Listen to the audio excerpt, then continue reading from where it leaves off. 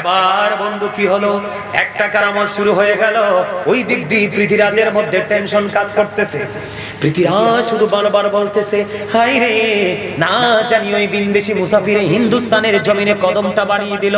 আমি আশ্চর্য হয়ে গেলাম, কারণ রাজা পৃথিরাজের মা নাকি মৃত্যুবরণ করার আগে পৃথিরাজকে বলে গেছে, বাবা একদিন তুমি এই দেশের রাজা হবে, এই দেশের দায়িত্ব তোমার হাতে থাকবে, কিন্তু বাবা মনে রাখবা তুমি ক্ষমতায় থাকা অবস্থায় বিদেশি মুসাফির এই দেশে আসবে, তার কাছে এত শরীর পাওয়ার থাকবে, তুমি তার সাথে যুদ্ধ করতে যেও না, তবে যুদ্ধ হবে, এই তার ক্ষমতার কাছে তোমার ক্ষমতা তুচ্ছ মনে হবে।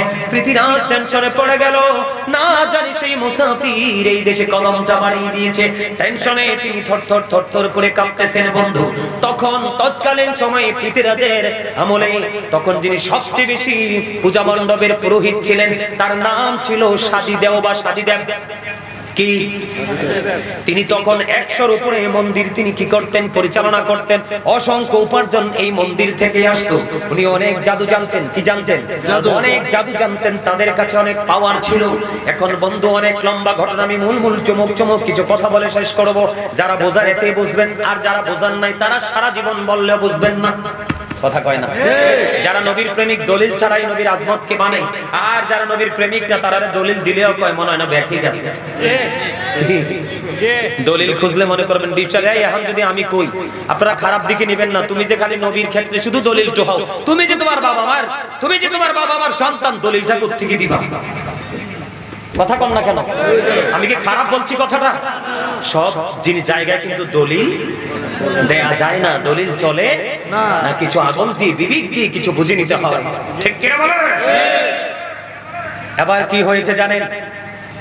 কয় কি বিন্দেশি জাদুঘর এই পৃথিবীর বাংলাদেশ, ভারতবর্ষ, ভারত উপমহাদেশে চলে আসলো। তার কাছে গেলে মানুষ আমাদের ধর্ম ত্যাগ করে। কি করে? এবার রাজা পৃথিরাজ ওই তৎকালীন সময় সবচেয়ে বড় পাওয়ারফুল পুরোহিত সাদিদেওকে ডেকে বললেন, তুমি একটা কাজ করো, ওই মুসলমানের সাথে স্টেজে যুক্তি তর্ক হবে, যদি খণ্ডন করতে না পারে ও বন্ধু, তাহলে সে কি করবে? এই ভারতবর্ষ ছেড়ে চলে যাবে, এই দেশে থাকতে পারবে না। খাজা গরিব নওয়াজ তো মাত্র কদম দিয়েছেন বন্ধু, কয়েকজন নিয়ে চলাফেরা করছে। গোটা ভারতবর্ষে তাদের রেঞ্জের ভিতরে যত হিন্দু ছিল সবাইকে একত্রিত করলেন, স্টেজ হবে। ওই মুসলমান নাকি অনেক পাওয়ারফুল, তার পাওয়ার আমরা দেখব। তখন কি করলো বন্ধু? তারা এই কথা অনুযায়ী বন্ধু স্টেজ সাজালেন। হাজার বন্ধু হিন্দু, অসংখ্য হিন্দুরা সবাই এটার পরাজয় দেখার জন্য একত্রিত হলো। কারণ তারা খবর পেয়েছে বিন্দেশি মুসাফির আসা মাত্রই তাদের হিন্দু ধর্ম ত্যাগ করে মানুষ মুসলিম হয়ে যাচ্ছে। আপনাদেরকে বলে রাখি, খাজা গরিবে নওয়াজ যদি চাইতো রে, তৎকালীন সময়ে গোটা ভারতের হিন্দু মুসলমান বানাইতে পারত। আপনারা বলতে চেয়েছিলাম হেঁটে আসছেন কিনা আজকের এই মাহফিলে? আল্লাহর ওলি হওয়ার জন্য যে মজার জায়গাটা হাদিস শরীফের একটা অংশ, সবাইকে বলতে হবে আপনারা হাইটা আসছেন কিনা। বন্ধু, ওলি হতে হলে মাথায় টুপি থাকতে হবে, পরনে লম্বা পাঞ্জাবি থাকতে হবে, পকেটের মধ্যে লম্বা মেসওয়াক থাকতে হবে, এমনটি নয় রে। আল্লাহর ওলি হইতে হলে দরকার শুধু প্রেমের। আমার নবী জানিয়ে দিয়েছে উম্মত, হৃদয় খুলে শোনো গো, কেউ যদি হেঁটে আল্লাহর জিকির করতে হেঁটে আল্লাহর দিকে যায়, আজকে আপনারা কি আল্লাহর সন্তুষ্টির জন্য আসছেন নাকি অন্য কারো?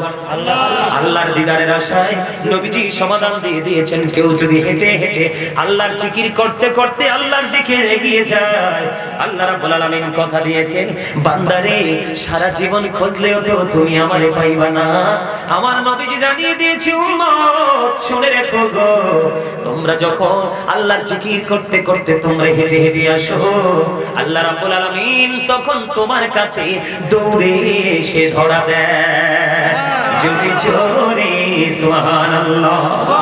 এখন আপনাদের মধ্যে একটা প্রশ্ন থাকতে পারে, বলে হুজুর গো জিকিরের মানেটা কি গো, জিকির কাকে বলে, কত প্রকার কি কি?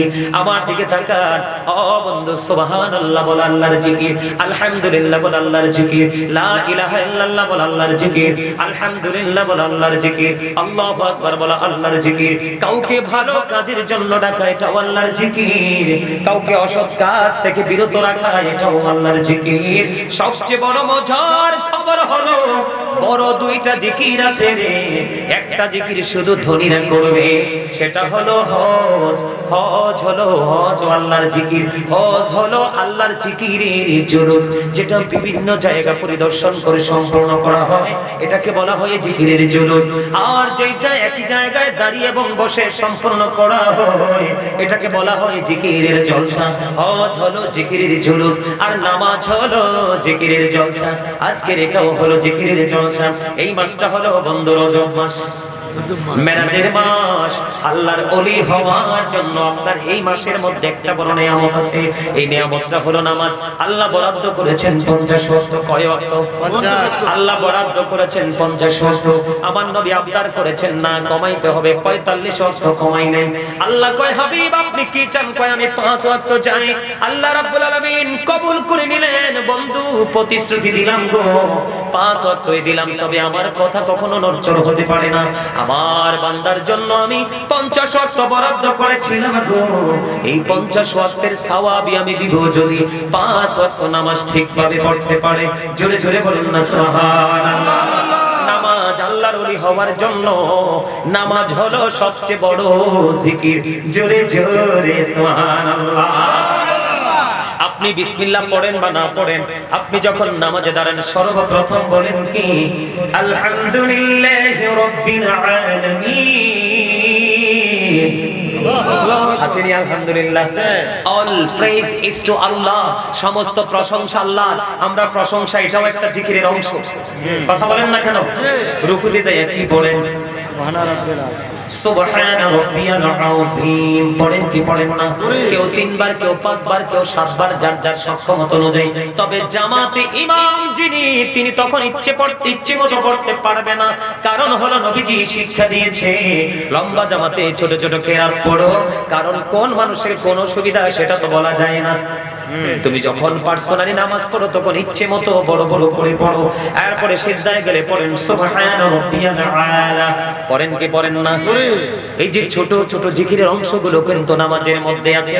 এই জন্য নামাজ হলো শ্রেষ্ঠ জিকির। আল্লাহর ওলি হওয়ার জন্য গুরুত্বপূর্ণ ভূমিকা আমি আগেই বলেছিলাম দুরূদ দিয়ে। এখন আবার আপনাদেরকে আরেকটা মজার জায়গায় আমি নিয়ে আসলাম।